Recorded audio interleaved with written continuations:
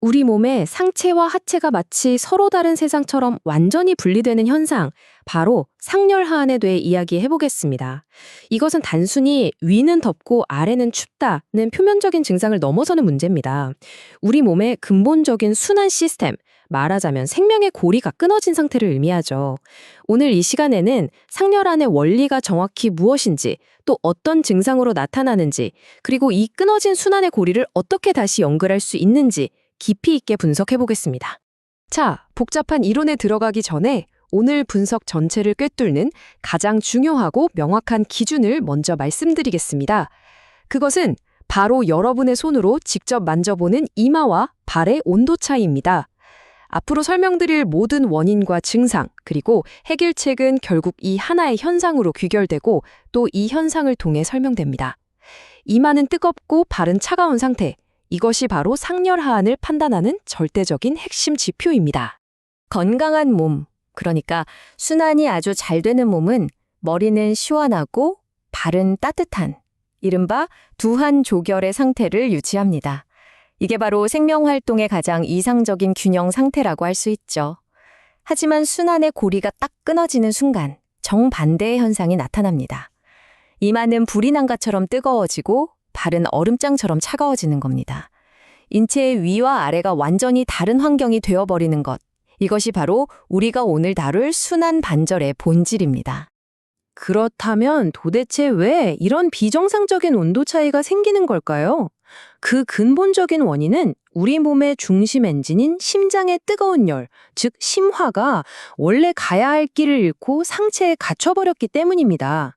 지금부터 그 원리를 차근차근 살펴보겠습니다.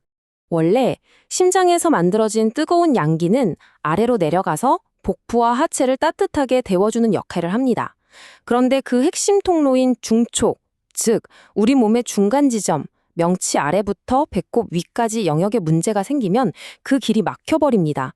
이 중초에는 위장, 췌장, 간 같은 중요한 장기들이 모여 있죠. 여기에 차가운 기온인 한기나 비정상적인 체액이 뭉친 밤음 혹은 종양 같은 물리적인 덩어리가 생기면 이 통로를 딱 가로막는 겁니다. 이렇게 되면 심장의 열은 아래로 내려가고 싶어도 갈 길이 없어져서 정체될 수밖에 없는 거죠. 중초 차단과 함께 상열 하한을 더 심각하게 만드는 원리가 바로 음실입니다. 이건 몸 안에 암이나 종양처럼 차갑고 단단한 성질의 음적인 실체가 꽉 들어차 있는 상태를 말합니다. 이 음의 덩어리는 그 자체의 차가운 성질 때문에 따뜻한 양기가 안으로 들어오는 걸 아주 강력하게 밀어냅니다. 마치 자석의 같은 극끼리 밀어내는 것처럼요. 이렇게 양기가 내부로 들어가지 못하고 밖으로 튕겨 나오는 현상을 양불입음이라고 부릅니다. 결국 갈 곳을 잃은 양기는 몸의 표면과 상체로만 맴돌게 되고 그 결과 겉과 위는 뜨겁고 속과 아래는 차가운 상태가 더 굳어지게 되는 겁니다. 이 과정을 순서대로 정리하면 더 명확해집니다. 먼저 우리 생명 활동의 근원인 심장의 뜨거운 열이 자기 임무를 수행하기 위해 아래로 내려가려고 시도합니다. 그런데 중초에 자리 잡은 차가운 덩어리, 즉 음의 장애물이 그 길을 막아서죠. 아래로 내려가던 힘이 장애물에 부딪히니까 갈 곳을 잃은 뜨거운 양기는 결국 방향을 틀어서 위로 치솟게 됩니다. 이렇게 역류한 열이 머리, 얼굴, 가슴 같은 상체에 집중되면서 상열 현상이 발생하는 것입니다. 자, 지금까지 설명의 핵심은 이겁니다. 상열하한은 그저 위는 덥고 아래는 차갑다는 단순한 온도 문제가 아니라는 점이죠.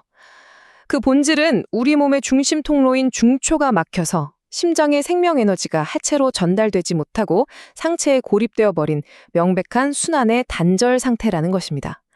이 관점을 정확히 이해해야만 뒤따르는 여러 복합적인 증상들과 그 근본적인 해결법을 제대로 파악할 수 있습니다. 이렇게 순환의 고리가 끊어지면 우리 몸은 상체와 하체라는 두의 독립된 세계로 분리됩니다. 한쪽은 과도한 열 때문에 불타고 다른 한쪽은 에너지 부족으로 얼어붙는 거죠. 이제 그 구체적인 증상들을 상체와 하체로 나누어서 자세히 들여다보겠습니다. 증상은 아주 극명하게 나뉩니다. 상체에서는 위로 쏠린 열 때문에 나타나는 과잉 반응들이, 하체에서는 반대로 열이 도달하지 못해서 생기는 기능 저하 반응들이 동시에 나타나게 됩니다. 이처럼 완전히 상반된 두 가지 증상군이 한 몸에 공존하니까 본인 스스로도 자기 몸 상태를 이해하기 어려운 극심한 혼란과 고통을 겪게 되는 겁니다. 상체에서는 우선 역류한 열 때문에 얼굴이 붉어지고 이마에서 뜨거운 열감이 느껴집니다.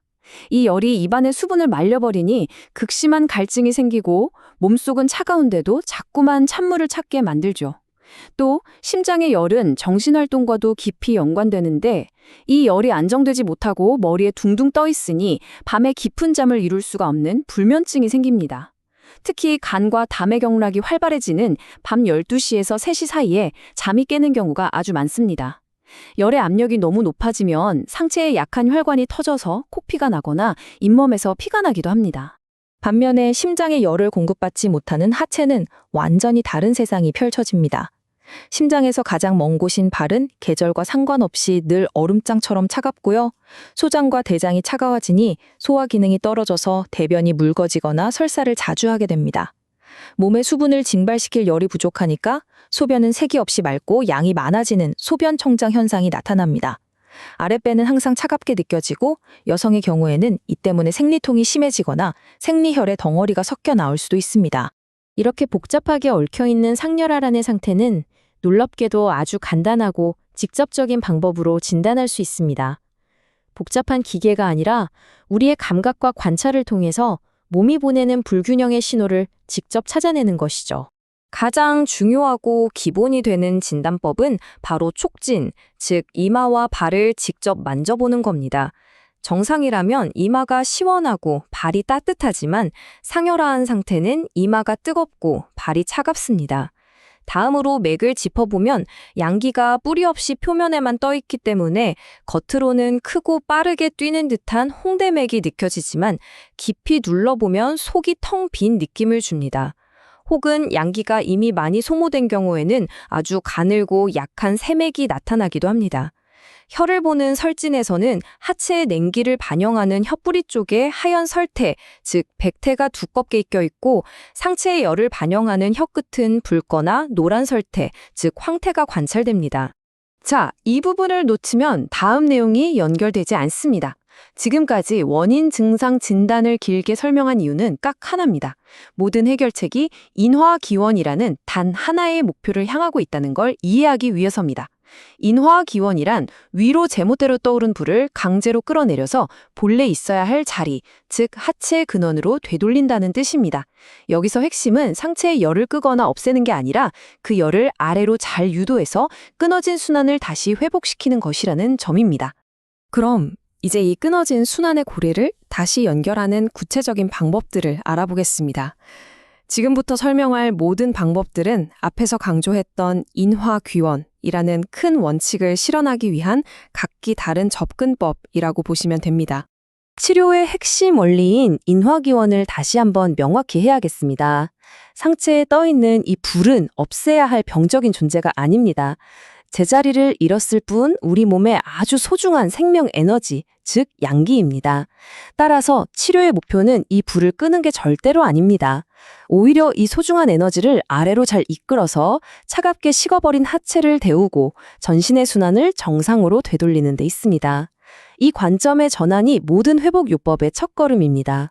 열을 아래로 끌어내리는 가장 대표적인 지압점은 발바닥에 있는 용천혈입니다. 샘물이 솟아난다는 뜻을 가진 혈자리죠. 수 기운을 주관하는 신장 경락이 시작되는 지점입니다. 우리 몸의 가장 낮은 곳에 있는 이 혈자리를 자극하는 것은 마치 높은 건물의 피뢰침이 번개를 안전하게 땅으로 흘려보내듯 상체에 몰린 과도한 열과 압력을 가장 낮은 곳으로 끌어내려 해소하는 것과 같습니다. 머리에 몰린 열을 직접적으로 끌어내리는 강력한 유도, 즉 도인의 역할을 하는 셈입니다. 다음으로 중요한 혈자리는 무릎 아래에 있는 족삼리입니다. 이곳은 소화기를 주관하는 위장 경락의 핵심 혈자리인데요. 우리 몸의 기운을 아랫방향으로 아주 강하게 끌어내리는 힘을 가지고 있습니다. 특히 상체에 나타나는 건조한 열감, 즉 조열 때문에 입술이 마르고 혀가 타는 듯한 증상이 심할 때에 이 족삼리를 자극하면 그 화기를 아래로 효과적으로 끌어내려서 상체의 열은 식히고 동시에 하체를 데워주는 효과를 볼 수 있습니다.